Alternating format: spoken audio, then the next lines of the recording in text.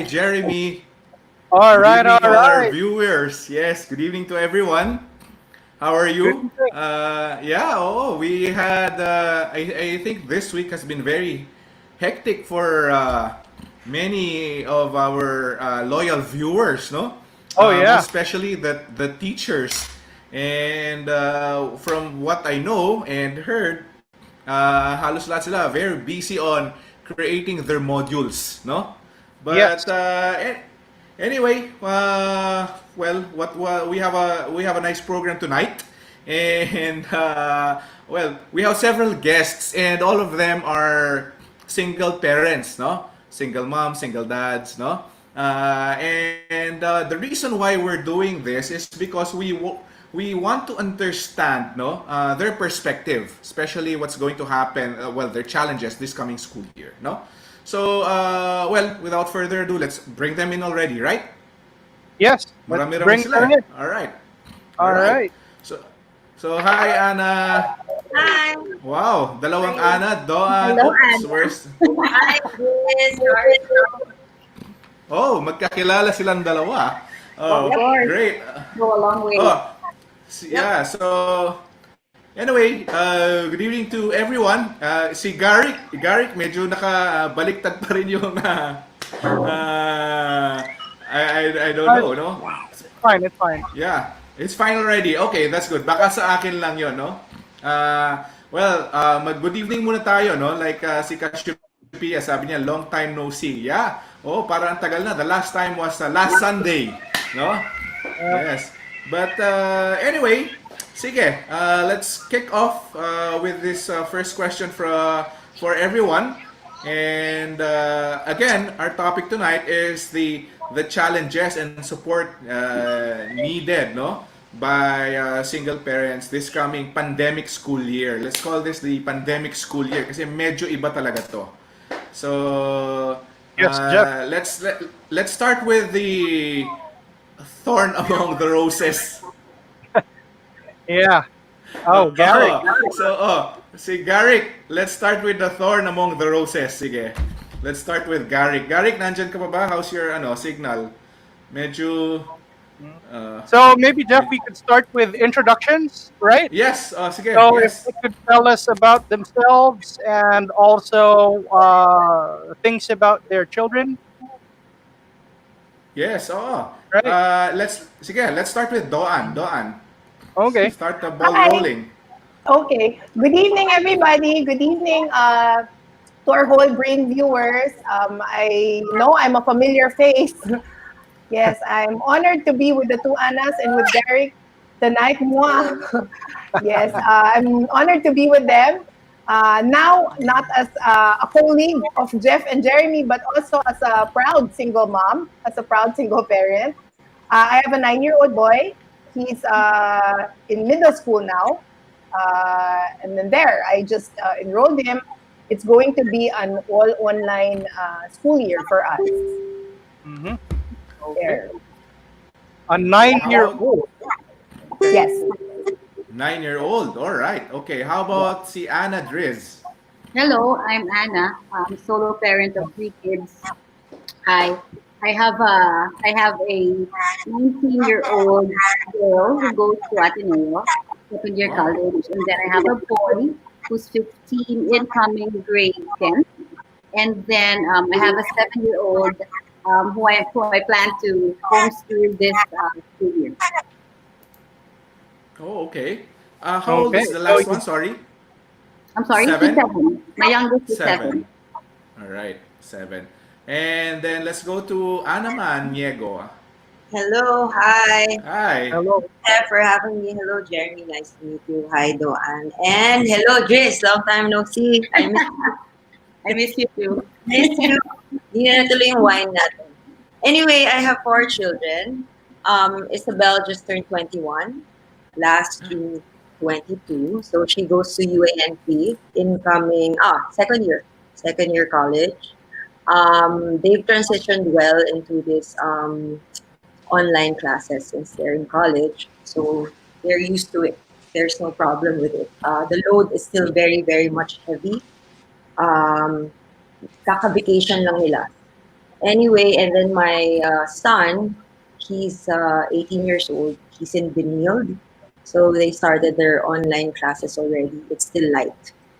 Nag-advance ano siya eh. He got advanced units kasi he's shifting. So since they're college, chill lang sila, kaya nila. With the two, I have a 15-year-old. She's incoming grade 10. And then I have an 8-year-old. 8-year-old siya by Monday. Those two have no schools yet. They both study in Keys, but I need to transfer them into other schools. So I guess later when you ask questions, maybe the issues will come out why they need to transfer. All right. Okay. I see. Now let's go to Garrick. How are you, Garrick? Garrick, are you there? Parang may Challenge. trouble yan. His screen is frozen. Oo, Yeah. parang may trouble yata yung ano ni Garrick eh. No. Anyway, sayang naman. Baka may trouble daw yung kanyang what do you call this app. But anyway, Baka yung connectivity sige. niya. Yes, oo. So, Jeremy, kasi Jeremy has several questions for our Really? guests tonight, no? Yes. Kasi sa akin, later na, but I want to start with your questions here, Jeremy. Oh, okay. So again, the topic for tonight is single parenting during crisis, right? And because of this global pandemic that we are experiencing, it's not just the other parts of the world, but also here at home. And so maybe we could start with what are your challenges balancing parenting as well as what you are doing with your day-to-day life. So Who maybe do you we want to could start, start Jeremy?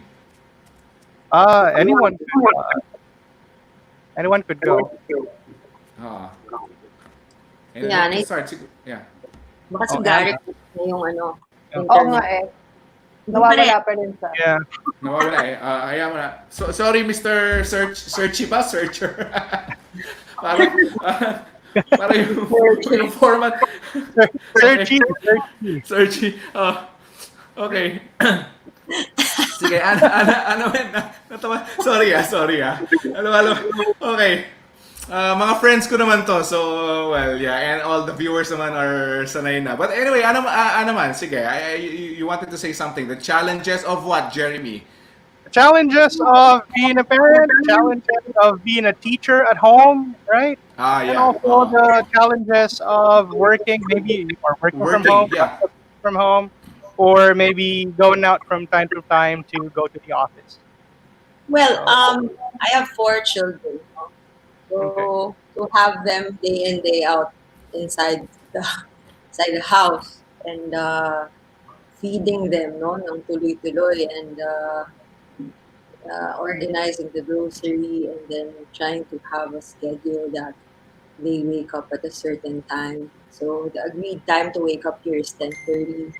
And then parang you have to set a rule na kailangan patayin yung internet. Even if you have I have adults, they're 21 and they're Yeah. once turning 19. But still, if you don't do it, magtutuloy-tuloy, diba? So it's a different ball game that you have to set batas, as in laws inside dahil iba eh. Tuloy-tuloy sila nasa bahay. They can't go out eh. Diba? It's gonna be Yeah. chaos if you don't set the rules. So, syempre, sa start, talagang war pa. Dahil ayaw control, nag-a-adjust din sila, diba? And Right. then, so you have a 21, an 18, and then you have a 15-year-old na iba rin naman yung timpla, tapos meron kang 8-year-old. So it's hard having different ages in one household. Tapos you're a single parent, diba? How do you implement these things? You're a girl pa, and then you have a son. I don't know kung Yeah. siguro marami rin nakaka-relate. You're a single mom, 41 years old, you have an 18-year-old son, mas malaki na sa'yo, and itching to go out of the house, you know? They have so Oo. much energy, and they want to see their friends, and ilang months na tayo? Four months. Three, na. four. Four months na hindi nakakalabas yung 18-year-old boy ko. Baliw na siya. Oo. Baliw na siya. Diba? So, what do you do? And dami ng arguments and they forget about risk. Diba? Imagine if ikaw rin naman, diba? So, those are the challenges. You're a mom, you have a boy who's 18 years old. Meron kang 8-year-old na kailangan mong aliwin kasi wala rin kalaro, diba? And then, laging nasa iPad. So, you have to have a structure also na meron siyang ginagawa the whole day. You know, iba-iba eh. Iba-iba yung dapat nilang gawin. Right. So what do you do? And then, syempre tuloy-tuloy na ako nagkwento, no? And then, school-wise, I have to pull the two younger ones out of their existing school. Jeff knows where they study and Anna is because the tuition didn't go down. It went down, I guess, by 40,000. But man, it's still like 300,000 something. And they're transitioning into online classes. And to me, it's not justified. Diba? So yun. I don't know how to go about this. I haven't even gone through. It's very uncomfortable for me to research about where to transfer them. Diba? So I'm actually delaying it. I don't want to think about it yet. I'm overwhelmed. As a mom, Yeah. with Overwhelmed. 4 children and then trying to make a living also, make a living and all that, it's so overwhelming. Yeah. But you know, Sige, thank you. we Yeah. tried. Yeah. Okay. How about si Anna Driz? Well, I echo Anna Man's sentiments, diba? So, syempre, it's different when you have all at home, tapos there are different age categories and whatnot. But I actually enjoy it. I think I'm one of the few, who just enjoys this whole, the result of the pandemic. But when you mention or talk about challenges, I think simple things like, okay, so before we used to have X number of laptops. Now I need to make sure that each of them has their own laptop. I had to arrange the physical space of the house so that they have their own study area. So that, alam mo yun, parang my son has his own thing, my daughters rather have their own physical places. So it's not just adjusting emotionally, but there are physical aspects to it. And I found that challenging, but at the same time, it gave them reasons to, to be excited. I just made sure that we see what's happening in a different perspective. So parang I got them excited. I had them paint their own rooms, build their own beds, create their own spaces. But then again, it's challenging because you are in a situation that no one is used to.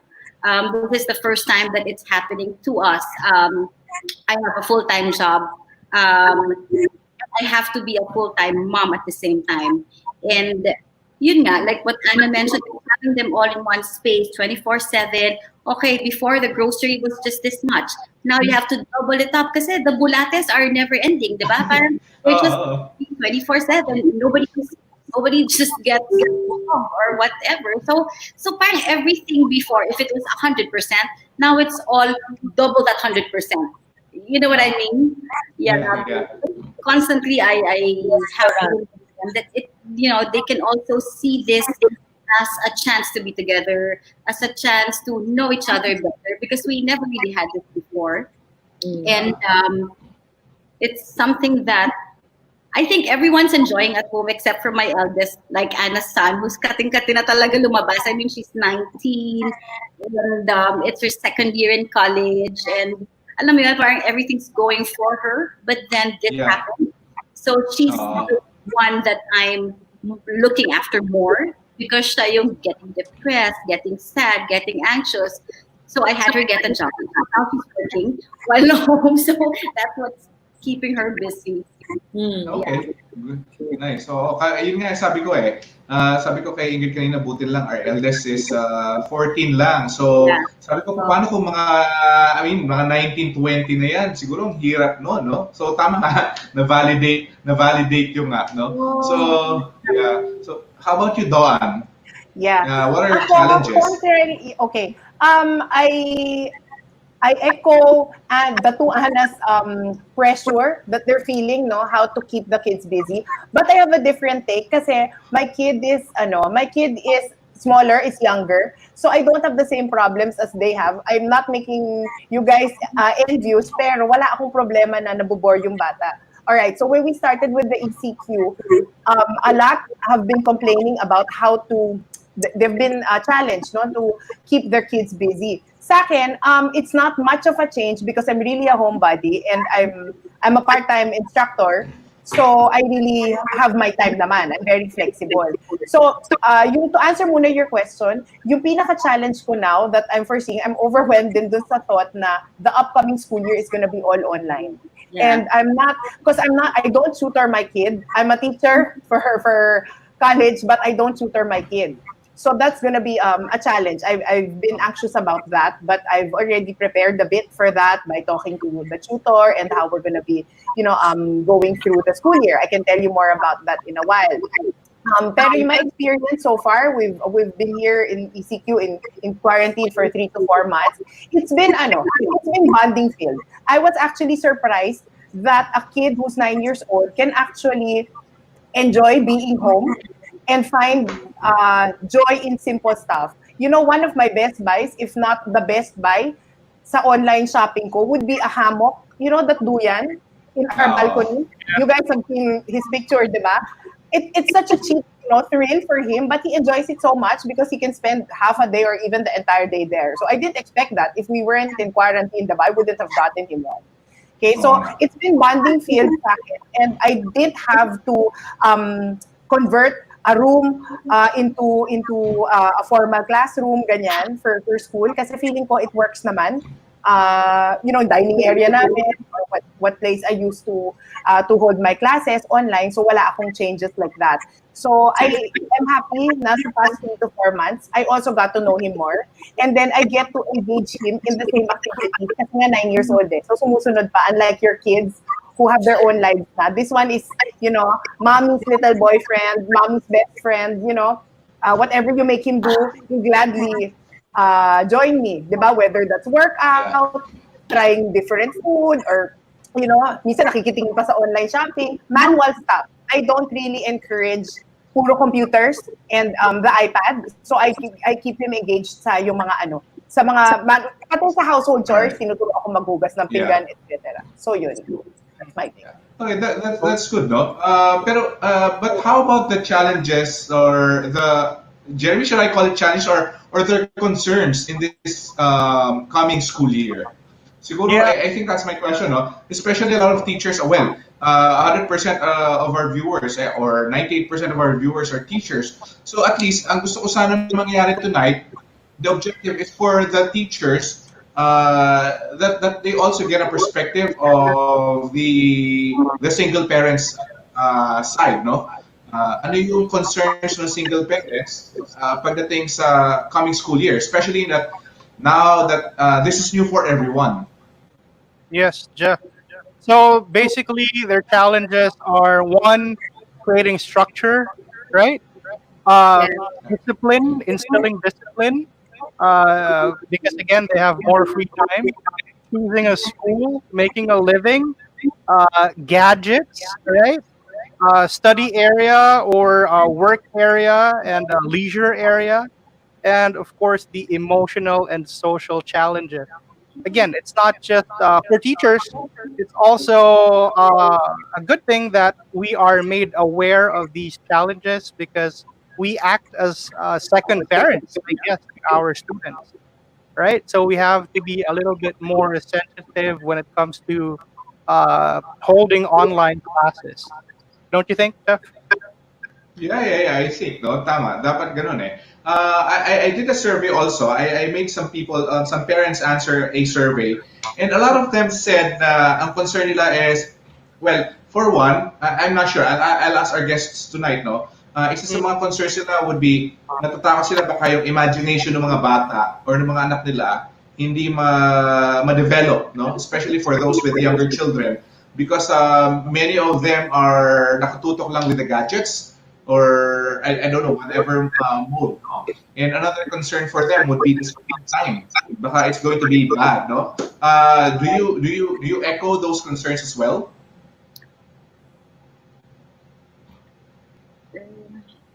Joanne, Anna, Yeah. Anas.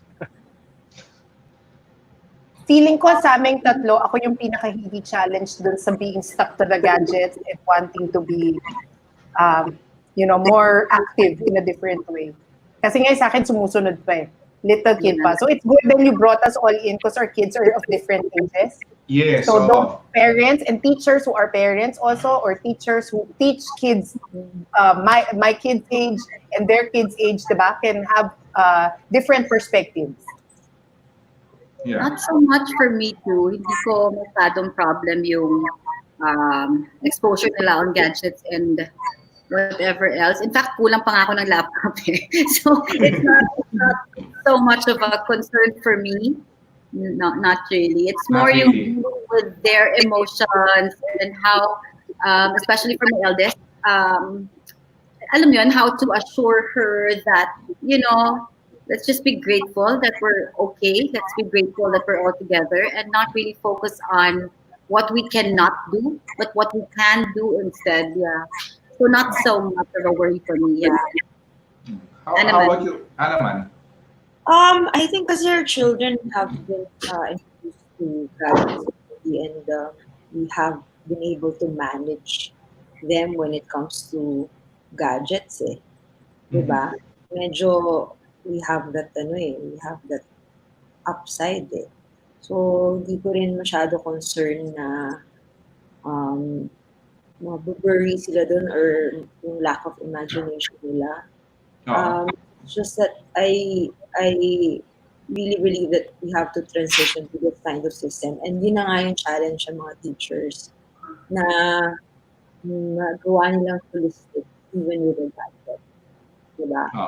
Yeah. Even if In addition to what Anna said, in addition to her concern, no, kasi she began talking na about the challenge for teachers, di ba? How to make it holistic, ganyan. Ako, yung qualms ko about the school year, which is gonna be all online, is how to keep, siguro kasi it comes with the age din of my kids, no? How to keep the students focused. As a teacher myself, kahit college, and then for my son, no, as a parent, I think one very challenging issue talaga that has to be addressed or foreseen para ma-prepare natin yung materials natin tsaka yung approach would be how to keep people focused, how to keep the students focused. Kasi kahit 30 minutes yan or 45 minutes yan, it's impossible to keep a college student or a middle school student focused the entire time. Diba? And how do you keep them focused and engaged? Para interactive pa rin. Tama, Doan. Kasi that is one of the things that appeared in our survey also eh. How to keep the students focused eh. So I want to throw that question right now to the viewers who are teachers, no? How will you address the issue of assuring the parents or how are you going to work with the parents on this matter? Na ang concern is, staying focused, keeping focused. Like for example, in the case of my son, they will start at 8 and end at 1 p.m. or 1:30 p.m. No? So iniisip ko parang paano yun the whole time they're stuck on screen or how will you make sure that sabihin na natin you have 30 minutes for math, you have another 30 minutes for science. How do you make sure they understand what they're learning? So I guess that's a common challenge for all parents, no? Yes. Something that I want to throw to the viewers who are teachers right now.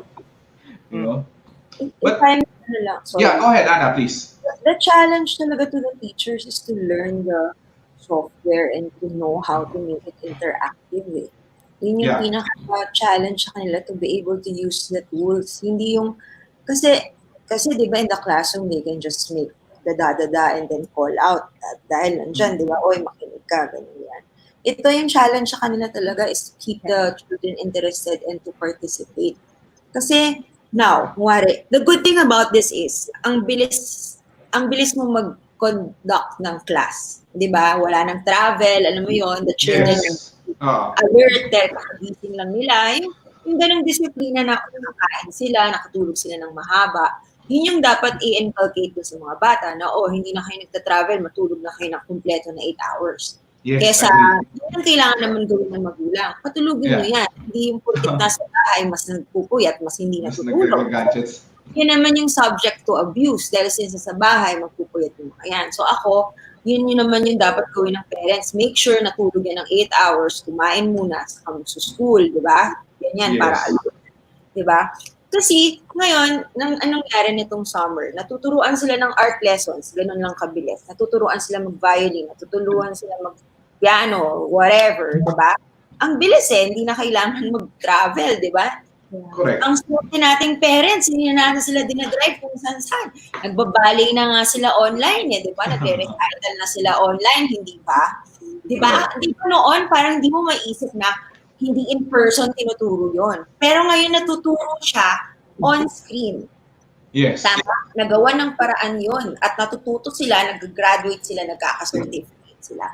So that is my challenge now to the teachers who are teaching science, teaching math, teaching whatever, right? If the technical persons can teach ballet and stuff, you can do this, make use of your tools. Be creative, don't be afraid.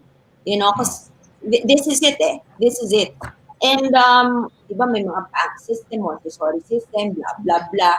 Wala. They have to know how to convert the discipline to online. Actually, I was in a Montessori school lang recently and I was asking, di ba Montessori is about big windows, about having trees, having yung mga, diba, yung mga Manipulatives. ganyan, di ba? Sabi ko, yun important sa Montessori schooling, yung buttons, ganyan-ganyan. Sabi ko, paano tayo online? Sabi ko, paano magmo-Montessori yung anak ko? Anong gagawin nyo? Sabi nila, we're gonna teach them to do the buttons online. We will send them their clothes, we'll have the prof send them to them, and then we'll teach them. So, that's how they are adapting. So, Yeah. I actually get what Anna Man is saying because I work in a video on demand platform. It's a tech and content company, so digital forever yan. So I get what she's saying, and I think it would be great, if the teachers can actually learn it and read, because you can't teach something that you don't know, right? So just to kwento lang, when the pandemic happened, my youngest was still in school. So ang ending, hindi capable si teacher to do a Zoom class. Hindi capable si teacher to translate whatever it is that they do physically to something online or digital. So ang ending, I was juggling work, homeschooling my youngest. And this is actually the reason why I pulled her out of that school and decided to go full homeschool na lang. Kasi bukod sa ang mahal ng tuition, ang ending, sana ako na lang yung binayaran niya ng sweldo kasi ako din nagturo right? So they have to, it will be great talaga if they learn it. I understand there are challenges kasi hindi naman lahat can easily, alam mo yun, transform MBA this to all of a sudden after 4 months, tech savvy ka na di ba? Hindi naman siya ganun kadali. But it's, alam mo yun, it's something that we have to evolve. Alam mo yun, the schools have to evolve, people have to evolve, everybody has to evolve and adapt. Otherwise, wala talaga. So, same sentiments as Anna. Tama, no? Ito, here's a comment from Adi. Personally, since I teach younger kids, highly interactive pa rin yung online lessons namin. I believe I'm still the best visual aid and rely very little in modules and slides. Yes, I agree, no? Ang lakas ng hatak nung animated yung taong kausap mo, especially in front of the screen, rather than seeing just pictures. Pictures help, slides help to a certain extent, but maganda pa rin yung nakikita niya that the voice is actually aligned with the gestures, di ba? So malaking bagay yun. Tama, I agree with you, Andres. No? Here naman, good evening. As a Centennial teacher, Okay. Ito Good evening. As a centennial teacher, I'm afraid I could not sustain or give 100% po na tututok ang mga bata sa public schools kasi sa maraming reasons. One reason is the gadget and internet. Effective po siguro sa private po kasi can afford sila. With siguro ibang challenge naman when it comes to the private schools, no? There's a different challenge also. Here naman, from Cassiopeia, the challenges would be to motivate students to be engaging and focus in sessions. Knowing that kids will be in front of the gadgets for a longer time would be exhausting for their eyes and physical stance. Yes, I agree, no? Yung upo nila. The learning now is also about independent learning. Yes. Parents to assist and monitor their children in process. Parents would also need to learn the Google Classroom classes to assist their kids. So, it looks like this year is going to be challenging. Mas maraming trabaho for everyone, no? For the parents, the teachers, the schools, everyone, no? Kasi since there's also learning curve, we were also warned. Not naman warned, no? Parang sabi lang ng school namin is the older kids, no? Medyo mauutak na yan. I-off lang nila yung camera nila in Zoom. You don't know if they're still in class. No. Baka nagbabrowse. Yes, also, no? So, well, it's truly interesting the perspectives of our parents tonight, our guests tonight, and as well as the teachers, no? Kasi what we want sana is for them to align somewhere. The concerns of the parents. For what I know, talaga yung mga teachers naghahanda sila with all the technology, learning Google Classroom, learning PowerPoint, learning Excel. Pero tama itong sinabi ni Adi, and I'd like to bring it back. No, I believe I'm still the best visual aid and rely very little in modules. Sabi naman ni Vince, he's also a teacher. If possible, somebody is assisting the child during class, especially the very young ones. I guess, Doan, this goes for you and also for the 7-year-old of sina Ana. Yan, no? Someone to assist. Pero yun nga madaming challenges also. If you have yayas, I guess, baka makatulong. But if you are, I don't know, kaya I want to ask, no? Paano pala yun for who will assist the younger kids sa inyo? I don't have a yaya. I hired a tutor for my youngest. So she has an online tutor who has been helping her for the past year, even when she was in school pa. Okay. So she's gone fully online. She's young. She's versed with the whole tech world. So it works for us. Yeah. Oh. So yeah. Okay, that's good. How about you, Doan? Paano? I mean, your staff is 9. Yes, he will have 9 to 2. Parang yung sa San Marin, Jeff, gano'n, di ba? 8:30 to 1. Ito, 9 to 2. So what I did, kasi it's impossible naman, kawawa rin the tutor if you get the tutor just to be with him, di ba? He doesn't need naman the tutor to explain while the classes are synchronous eh. So what I am planning, nakausap ko na yung magiging tutor niya, bagong tutor to, pero former class advisor niya nung grade 2. Okay? So, wala na sa school nila nung nag-grade 3 siya. So, nung we actually started last school year, she was supposed to be his tutor nung rest of the SEM when we were going online already. Pero naipit tayo ng quarantine. So, what we're doing is after the 2 p.m. class, I'm just gonna give him about like 30 minutes of snack time and then the tutor is gonna come. So, that's for the first week, we will try Mondays to Fridays. Tapos, kasi it's the same subjects eh. The schedule that I saw, it's not like MWF, iba yung subjects. Every day there's math, every day there's science. So I was thinking I might need the tutor every afternoon to process all the learnings for the day and to do the homework with him, ganon. So ang tip ko dyan is pwede rin yung tutor will come in pagkatapos na no synchronous class para may sarili silang time para i-explain yun. The one did you get the curriculum from where? Wala pa yung curriculum for the grade level, pero meron ng class schedule na ni-release. As soon as I get the curriculum, i-share ko sa'yo privately. Para diba, we can all see rin what's happening sa different schools, diba? Sorry, what's that? Me kasi I got Nikki's curriculum from, I can't mention, no? It's from Okay lang. Go ahead. Go ahead. from Homeschool Global. Yun, Okay. I'm considering Yeah. homeschool global, yeah. Yeah, kasi I've tried them na before. Okay, that's good. Daughter's curriculum from there, and then it's very flexible.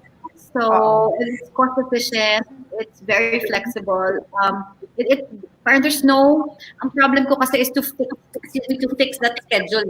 I get that they need to have a routine, but then again, Nikki's only 7, right? So it kailangan ko hanapin din yung balance ng okay, this is what you need to do and this is the routine, but it cannot drag too long kasi hindi naman niya kaya mag 7 hours Correct. computer, right? So that's why I opted for Homeschool Global, pulled her out from her school, and my nieces and my nieces are doing it. They're all taking curriculums from there. Grabe, no? Pumunta tayo sa before we're like, homeschool. Oo nga eh. Oh, sobrang changing times, no? Buta na lang may homeschool. Totoo, no? Dati parang hindi medyo bago, alternative kasi siya.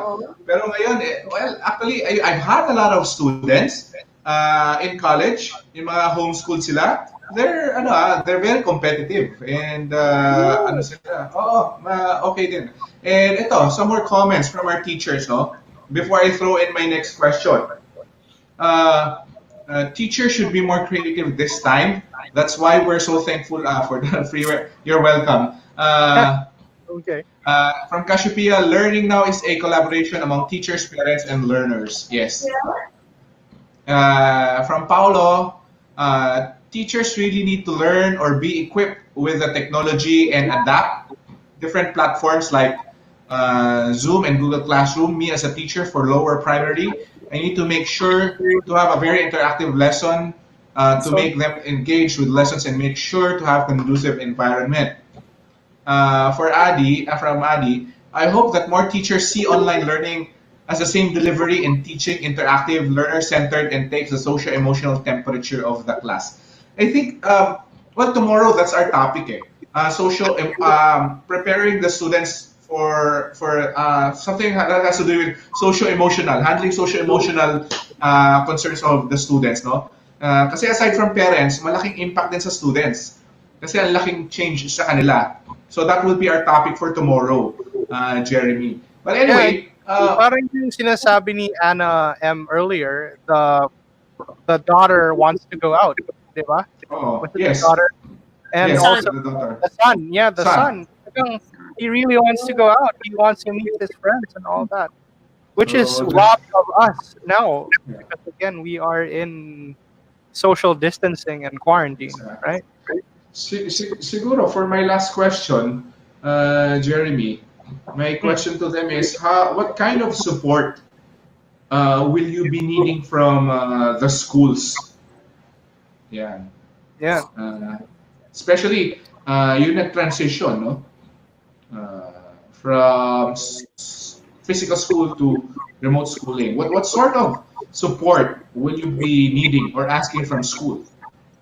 Siguro on the tuition, but I get why they're not lowering it down kasi syempre the teachers have to be paid, the staff have to, alam mo yun, they have to cover for that. I get it But siguro yung flexibility lang, for example, on the terms. Diba? Yes. Kasi yun yung binigay sa amin, and that's exactly why I pulled out my daughter. Right? Yes. So, my son who goes to Southville International School, walang problema kasi madali kausapin yung school, very understanding, no issues and whatnot. Pero there are schools talaga who did not, nag-increase pa.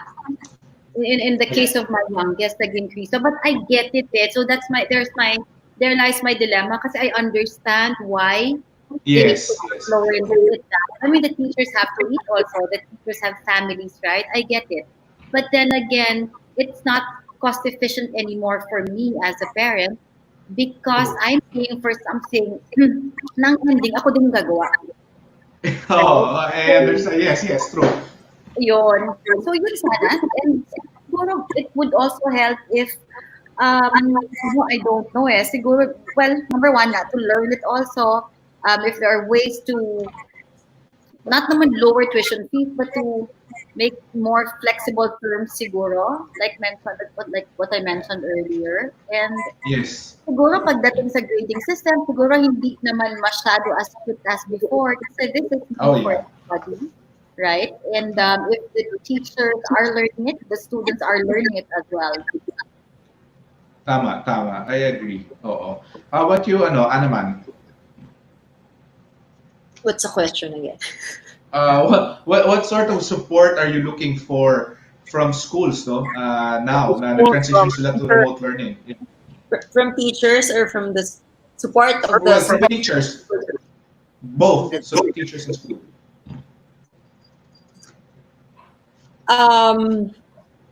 I think they need our support also on the more, But Yes. feedback, constant feedback to each other. I think that's what we should do best. This is a time of adjustment and a time of Oo. humility, right? And understanding. So I think Yeah. all three, the schools, the teachers, the parents, and actually even the students, we need that from each other to be able to develop a better system. And with that, everyone should have an open mind and should want to grow together. Ang problema dyan pag ayaw umamin na hindi alam or ayaw umamin na kailangan ko ng tulong or 'di ba or mali ako, 'di ba? Correct. Ganyan. So even the parents should always be open to suggestions and to give suggestions, and the students. Ako naman, the students have to cooperate. That has to be ingrained in them na this is hard. So the parents have to condition the minds of their children na you help out in this transition. Yeah. Sa schools naman, I think they have to be very supportive sa teachers nila in terms of teaching them how to maximize the tools. I'm very especially worried with the public school teachers actually kasi I don't know how they will be equipped by the government when it comes to this. Diba? Kasi the private schools are struggling, so all the more I don't know how the public schools will go about this. So, yeah, that's my that's a big concern. Okay. Thank you. Sa How about you, sa Dawn? akin, guys, I don't know if Jeremy will agree ha, kasi I prefer asynchronous sessions even for my classes in college. So I was thinking for my kid, I would actually prefer asynchronous sessions if I had the choice, kesa sa yung 9 to 2 na may schedule na pina-follow. The way they did it, I don't know if it's because my son is just middle school, no? Pero even for college, I think, I'm very comfortable with asynchronous. Pero I'll make myself, as a teacher naman, I'll make myself available at a certain time or during class For time. Q&A. For Q&A, for consultation, ganyan. Pero yung to require everybody to be there to focus, turn on your video, and just keep yourselves focused for 30 minutes, 40 minutes every single day. Parang I think that's very tedious, not just for the kids, but also for the teachers and for the mga bantay of the kids. So sa akin, the tip I on agree. having more asynchronous sessions and requirements for an asynchronous setup would work, speaking as a parent and speaking as a teacher also. Well, I agree. For friendship's sake, Jeremy agrees. yeah, what our No, university is doing is it's a blended learning. So both asynchronous and synchronous classes. Yeah. Although the university gave a directive na that they are discouraging synchronous. Kaya parang sabi ko, yay. Kasi it's kind of in sync with what I want, na sana asynchronous. So it's like 3 hours synchronous, and then the others would be asynchronous. Because again, it's really important for you to meet with your teacher. Oo naman, yes. Some guidance and still a little bit of hand holding there, right? Yes.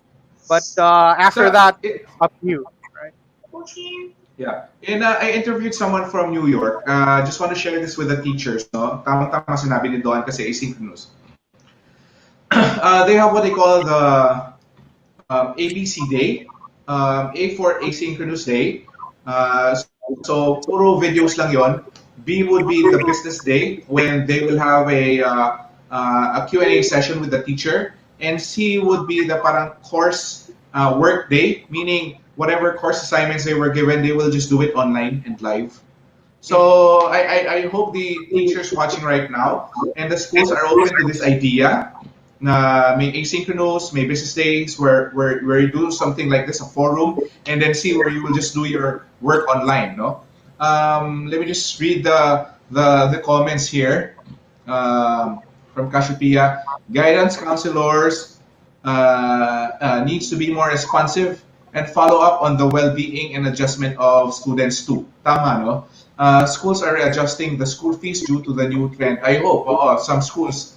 I hope other schools follow also. Sabi ni Adi, we're all in this together. Yes. Cassiopeia, teachers and parents are partners in the learning process of the students. Honest assessment of students too by the teacher and parents at home. Yes, tama. I agree. For parents naman watching, don't do the assignments of your children. True. Yeah. Di ba? Bawal. Kidding. Oh. Bawal So, po. Galing ko na so yun, no? mag-1. Yeah. So, But well, if I may ako, add lang, no? If I may Yeah, add, sige, sorry go to ahead. interrupt. Please, It's please. just now.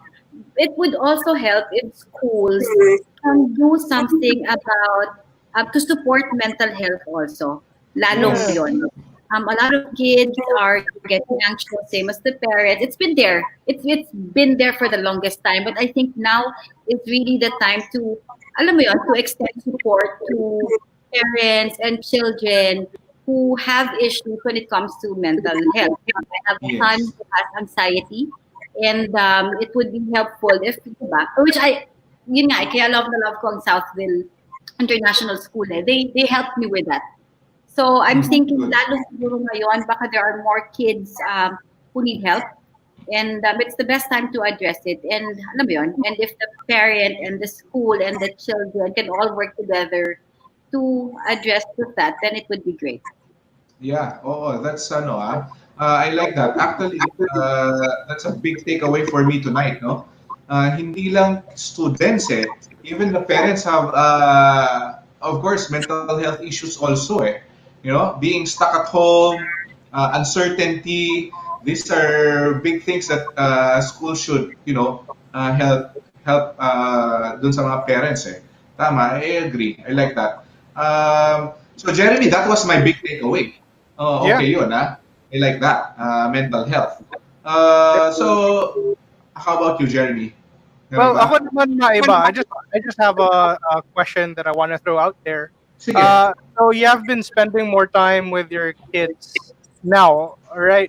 So what are the upsides of spending more time? Yeah. On your side, on your end, or maybe on your kids' point of view. Next question. Siguro I can go first kasi that was my answer rin kanina, di ba? Yes. Sa first question. Instead of telling you about challenges, I was really talking about the upside of spending this quarantine with my son. So I think bonding at its best, finding joy in simplest things. It doesn't have to be expensive stuff, gadgets, or lavish food. It can be just simple stuff, and getting to do things which you weren't able to do, diba, when we were all busy in our old normal. So this one is really also training the kid, not just to be training the kid to be content with with simple stuff, with simple joys, as well as teaching him not just academics. Kasi now I know of other parents who are having their kids tutored already in preparation for the next school year. Ako naman, my take is, isang buong school year na naman yan magiging busy, di ba? So hindi ko pinapa-tutor now, tinuturuan ko more yung sa bahay. Kahit lalaki, di ba? Fix the bed, wash the dishes, sweep the floor, little things like that. If we were busy with our old normal, we wouldn't have time to actually make them do stuff like that. So bonding at its best and just keeping it simple, but being happy nonetheless. Yeah. Nice. Nice. So same with Joanne. I've never spent this much time with my children.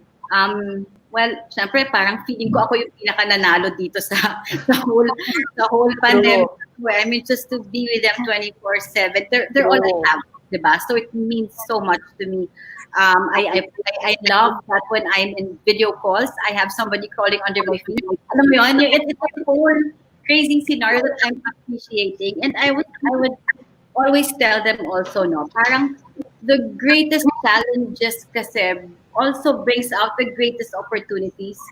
So, tanggalin mo na si pandemic, tanggalin mo na sila lahat. What this brought to me and my family is the chance to be with them, which I never really, had before. Alam ni Anna Manto, Anna and I work in the same company, and wala eh. Parang bilang mo yung oras, okay, there's traffic, you have to go home, you have to, alam mo yun, pagdating mo, either pagod ka na, o pagod na yung mga bata. Right?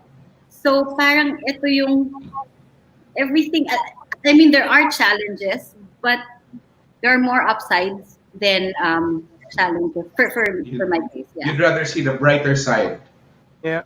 Or maybe Yeah. I'm clingy. I don't know. I'm just happy to see everything. Okay, good to know. Sige, how about you, Ana man? Ako, the fathers have not been mentioned. No? So, the good thing about this pandemic is my children got to spend time with their dads ng tuloy-tuloy, which is actually the first time. They got stuck with them that whole 3-month ECQ that hindi The pwedeng, start. hindi pwedeng tumawid from one city to another. They were Yeah. in Pasig. They were in Pasig when that whole thing happened. So they were with their dads for 3 months. And actually, to me, that was one of the greatest things. Kasi finally, they were able to live like a normal household, to be with their dad and know how it is to be with him day in, day out. And same with the father, getting to know his children, diba?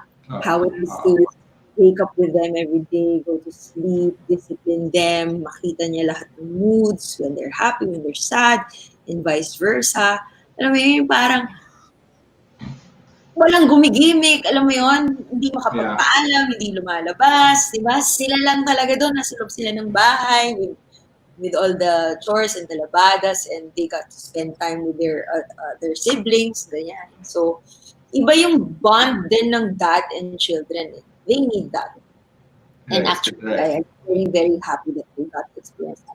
Now that they're back with me, di rin naman nga na-experience yun na lagi mong kasama, hindi ba? So, now is the time to establish rules na rin in the house. Ako, I enjoy really serving my children, cooking for my children, and they really love it. And I don't have a yaya. We really like it na kami-kami lang, no? So, ngayon, this is, getting into a routine. This is our chance to get into a routine. So, that's the Yes. upside of it all. Kasi meron ng consistent na eh. Wala nang nagbabago ng schedule mo eh. Wala nang yung biglang, I need to go out, blah, blah, blah, blah, diba? Ngayon parang steady tayo. Ito lang yung ginagawa. So, misked. And it's time to be, it's time to be a consistent parent na dahil wala ka na rin excuse. Hindi ka naman makalabas. So, Nandiyan ka lang sa bahay. wala sa bahay. Zoom ka lang, diba? Yeah. Grocery ka lang. Tapos nandito ka na ulit. Yun na yun eh. That's the life now. So, yeah, thank you. Well, ang bilis ng oras, Jeremy, no? Oh, yeah. Isang oras naman tayo. I'd like to thank the guests tonight, no? Si Ana Man, Ana Driz, and Doan, no? Lahat, Oo. Thank Oo you. nga, pati si Doan. Oo nga, no? Yeah.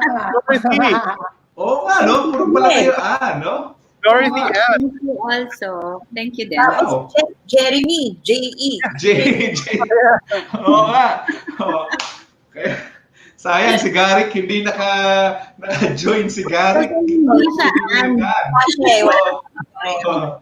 Walang pareho kaya ata kasi. But anyway, thank you. Well, doon sa mga viewers, we were really hoping, no, na talagang makita natin lahat ng perspectives, no? Doon sa viewers din natin, I'm sure mga teachers, meron ding single parents sa kanila kasi may mga sumagot din na single parents and halos pare-pareho din, no? Ang concern is they're working, They don't know if it's going to be effective, So everyone is in the dark right now. But I think ako personally, we just have to keep our faith in the process. Eventually, matatapos din to. And we'll come out better, di ba? Labas Yeah. tayo better from this, di ba? At least we have something to tell the future generations. Yes. Di ba? Kung yung lolo natin may mga war stories, tayo we have our Quarantine pandemic stories. Quarantine stories. So yeah, to those watching, thank you very much to our guests. Jeremy, maraming salamat sa iyo. It's time to go again, and good night, Anaman, good night, Andres, and You both, and Good night. Thank you for Good night, having good night. us. Thank you, Keep Sayonara. safe. All right, bye. Good Bye. night. Bye. Bye. Bye. Sige. Yeah. All right. Sige. Doon. Bye. All right. So, to our viewers, okay, so how will you support our parents, no? Well, yun naman ang gusto kong itanong sa inyo, how will you support them? Tsaka, it's not just the parents that they also need to Support. have in tawag dito, support, di ba? It's also the students because they have more needs now. Oh, yes. Oo. So, that's how, well, hindi naman namin pinapadami yung trabaho ng teachers, no? The reason why we're doing this is really for us to have a better perspective of when we do our modules, eh. Sometimes kasi baka ma-focus tayo on something that is too much technical. Kailangan maganda yung lesson ko dito, maganda yung but we forget about hindi naman forget, no? We have to also put into consideration the other end of the lesson, no? Yung household receiving it, the parents, no? And of course, iba-iba yung needs sila. Kung nakita natin kanina, iba-iba yung needs sila, eh. So, question now is how will you support them, no? Sabi naman ni Mina dito is kids, especially the ones with special needs, are very disadvantaged in a sense that social skills with peers are limited. Yes, totoo yun. So, this is a year na maraming na disadvantage, no? So, yun. So, I leave that question to everyone. How will you support how will we extend our support? Not naman fully support, but how do we extend our support, no? One of the, I guess malaking bagay yung nasabi ni Ana Dris and Anaman kanina. Feedback and flexibility. Malaking bagay, I think, the flexibility for everyone right now. So for parents and teachers, flexibility is something that we have to practice this pandemic school year. What about you, Jeremy? Yeah, definitely. Again, she also mentioned something about transparency. Again, it's very important to have this open type of communication to really address the needs on both sides, right? Yes. It's not just the teachers who have to adjust. It's also the students and also the parents. So again, we have to find that perfect balance, right?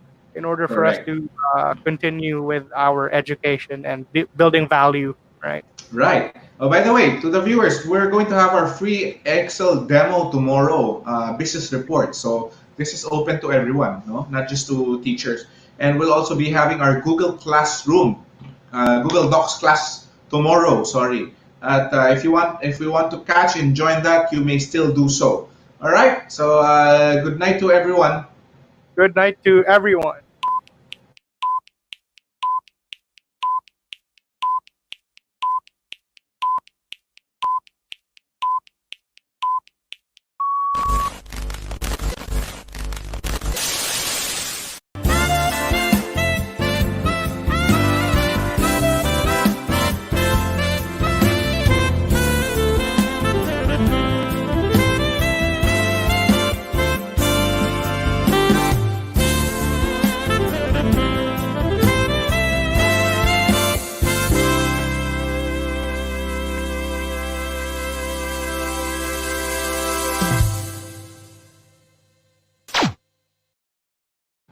All right. Good night. Bye.